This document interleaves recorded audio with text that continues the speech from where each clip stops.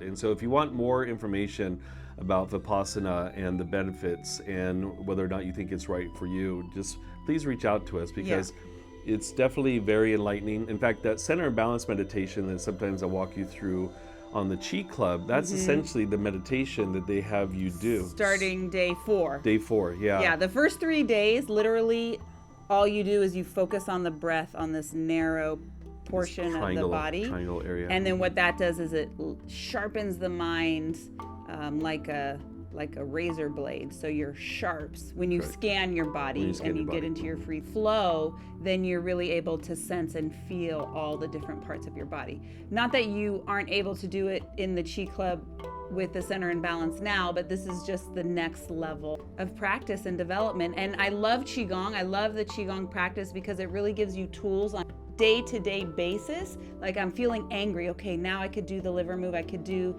the healing sound for the liver and process and release that anger. But Vipassana, what it does is it really allowed me personally to go to specific incidences and situations from the past, from, you know, when you're 4, 5, 17, like things I hadn't thought of in years and years, bubble up, percolate up to the surface, so that then they could dissolve and dissipate and be eradicated, so that we can change the habit pattern of the mind and just be able to extend. Changes our misery in our outside environment. You switch, you stop spreading the seeds of misery, you start spreading love, compassion, healing vibration, which we're really all about. So this is next level. I feel like I got an upgrade. Wow, it was definitely the hardest thing, one of the hardest things that I've done so far in my short little lifetime here. And at the same time, it was the most enlightening and one of the most rewarding things that I've done, because when we can overcome challenges like that, it feels so good. It's like, I did it! And then the awareness that came about as a result of the practice has been just profound. And I feel lighter physically and mentally. There was things from my past that I had been carrying around without even realizing it. You take a vow of they call it noble silence. And the reason for it is because when we talk and communicate, as humans, we're analyzing and thinking and coming up with things. So you stop the verbal communication. You still hear things and listen. You're still listening. There's still communication coming towards you. That's in a directive, positive fashion. But we stop verbalizing.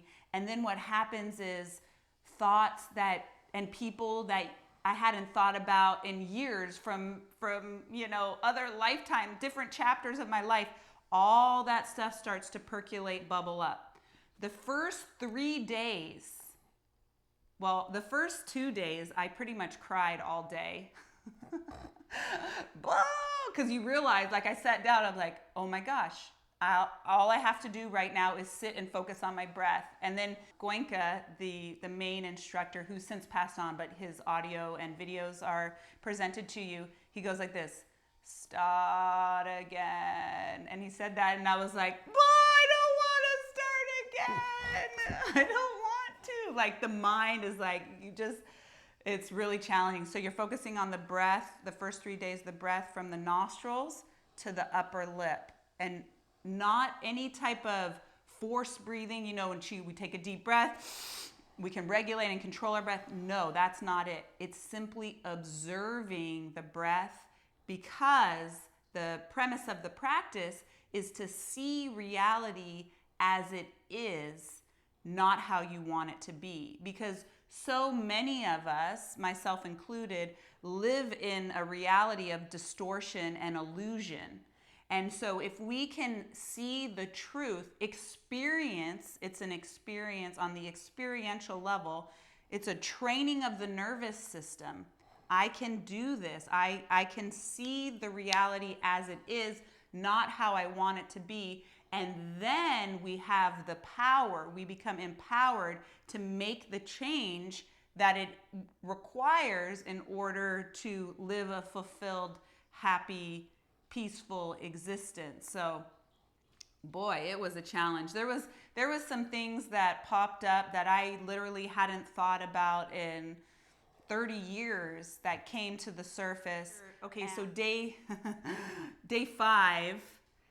So to go to Vipassana, they make you take a COVID test to make sure everybody's, healthy or whatever. Okay, I get that. But then on day 5, they made us do it again. So I knew I didn't have COVID. I feel fine. Like there's nothing. I don't have it. And that triggered me. Like I got into my head about that. I was like, why are they doing this? Is this like just this whole conversation that was happening in my head?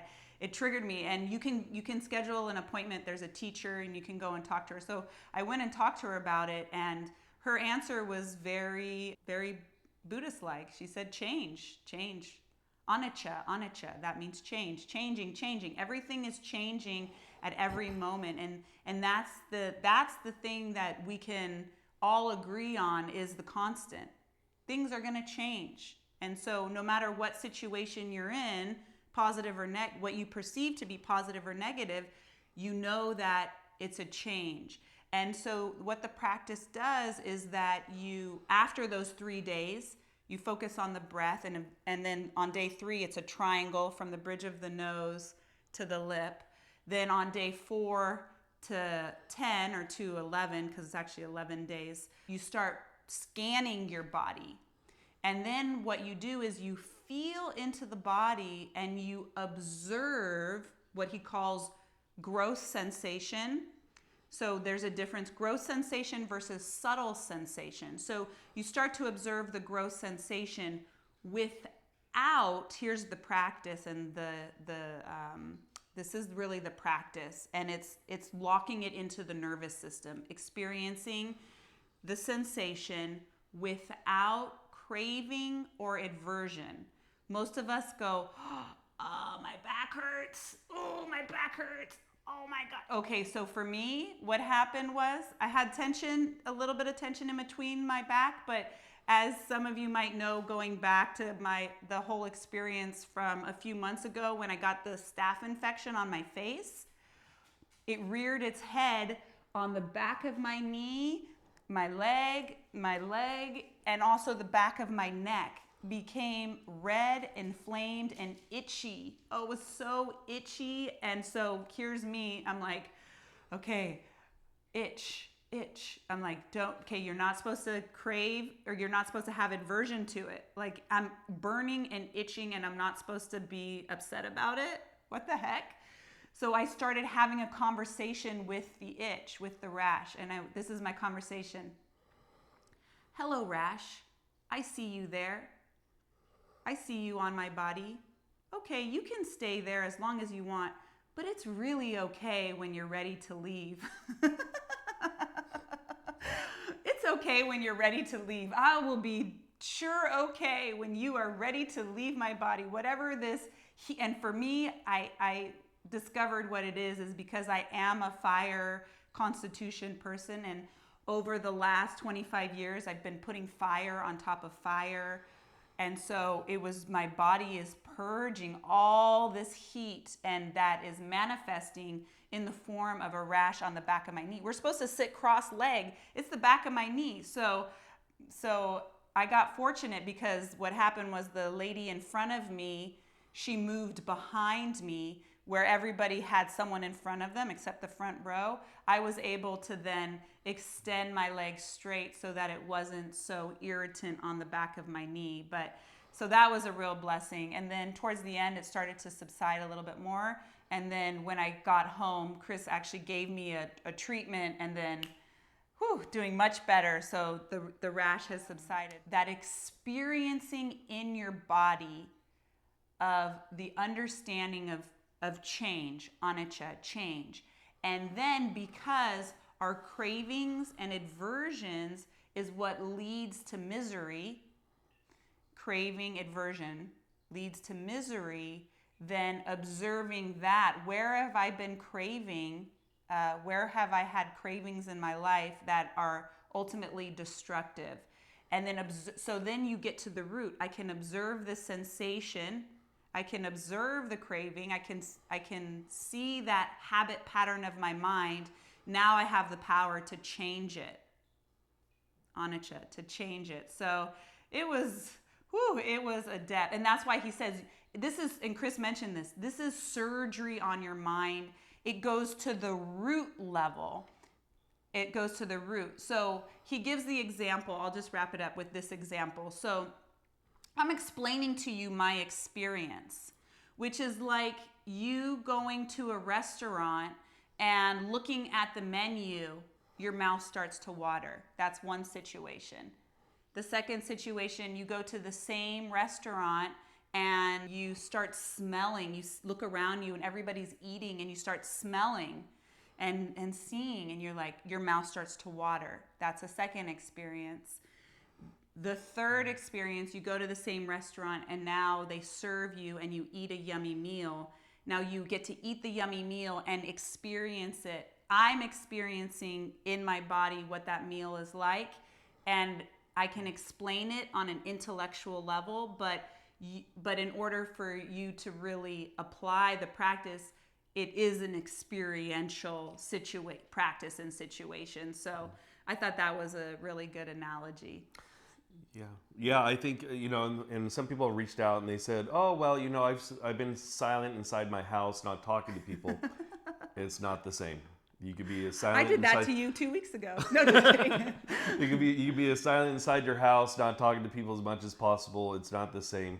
And also, some people, I know when we were in Kauai, I was talking about my experience with somebody, and he said, he goes, 10 days or 11 days is a lot. And he goes, I did one that was like 3 to 5 days. He goes, did you do it because it was a thing of trying to like beat my chest, to show how manly you are? And I'm like, no, because the reality is that true Vipassana, you can't do it in 5 days. You have different mental breakdowns along the way, and it's different for everybody, like what Parisa was just saying, but you have to do at least 10 days to be able to have that full experience. Because 5 days is not enough. Because the first 3 days, it's the breath, it's the focusing on the breath that sharpens your mind. So that then when you go the actual Vipassana practice, day 4 through 11, then your mind is so sharp that you feel the gross sensations, but also the subtle sensations, because towards the end, day 7, 8, 9, 10, you do a flow, a free flowing, and that is really nice. That feels good. And he says that good feeling is also very dangerous, because what happens is then we start to crave it. So you're like, oh, that feels so good, and then you start to crave that good feeling. That is not the practice. It's a practice of observation of the feeling of the flow. So it was definitely a journey into the depths of my mind. Oh, one other thing is that this practice, it's open to all people, all walks of life, all religious backgrounds, all people. It's not a religion, but it is the practice that Buddha Gautam 2,500 years ago that he used and taught in order to achieve enlightenment. And then what happened was Buddha had his practice, he had his teachers, his disciples, and then the practice of Buddhism started. Now then, according to Goenka, then Buddhism became secular and became distorted. The practice, the thought pattern became distorted. This is my practice, my teacher, that type of thinking. So a lot of the theory, it stayed theoretical. Now, Buddha had sent 2 of his teachers. That was in India. So Buddha was in India, and it transpired worldwide, this thought pattern.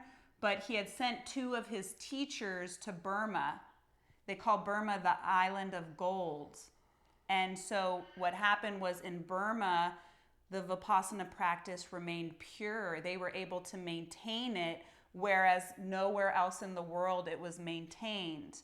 And it was prophesied that 2,500 years later, the practice would return to India.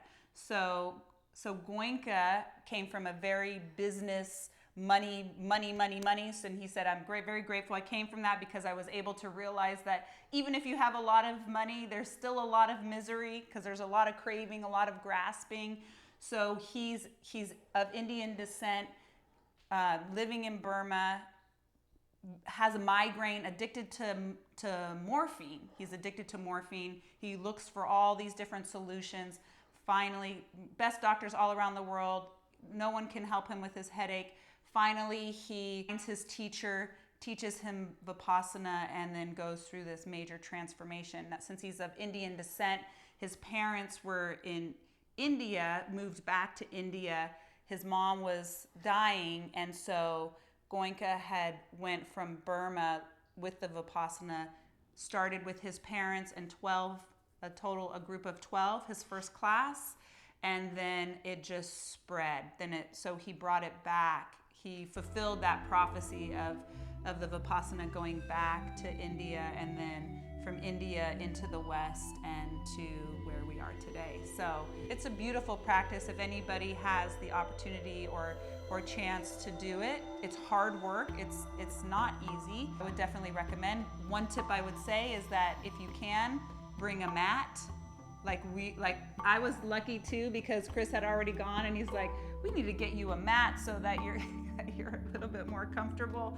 So you can get a mat with a little bit of a back support. The other thing is, if you really have back or shoulder issues and you can't really sit for long periods of time, you can request and you can sit against the wall or in the chair. There was one lady in our class that was 80 years old sitting on the floor, but it was her 7th one. Wow. She had been doing it for a while. So it's definitely an interesting experience, and I'm still digesting and processing. I'm sure more things are gonna be coming up, and I just hope to maintain a regular practice so that we can continue on this path and really to continue to be of service and to live a fulfilled, happy life.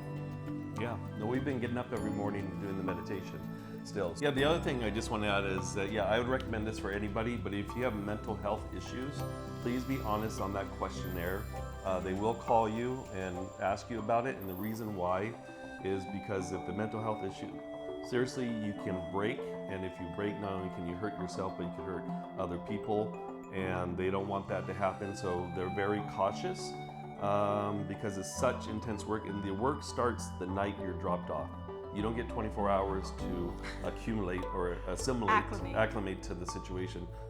The work begins as soon as you start. And I think one more thing to talk about Goenka too is my misconception about Buddhism was as some kind of god, and that's a false. It's a false narrative. The reality is that a Buddha simply means enlightened one, and we all have that ability to become enlightened. Qigong is a practice to help us refine our essence to that, and then this Vipassana practice is a practice that can help you break through those layers and possibly achieve that. So to change the habit pattern of the mind. Yeah. And Qigong goes with the emotional component. Okay, I'm feeling angry. Let me do the liver cleansing exercise and such. So anyways, all right, how do we spell love? Like this. Love. Love. And we will see you later. Bye. Love you guys. Love you guys. Say bye, Lulu. Bye.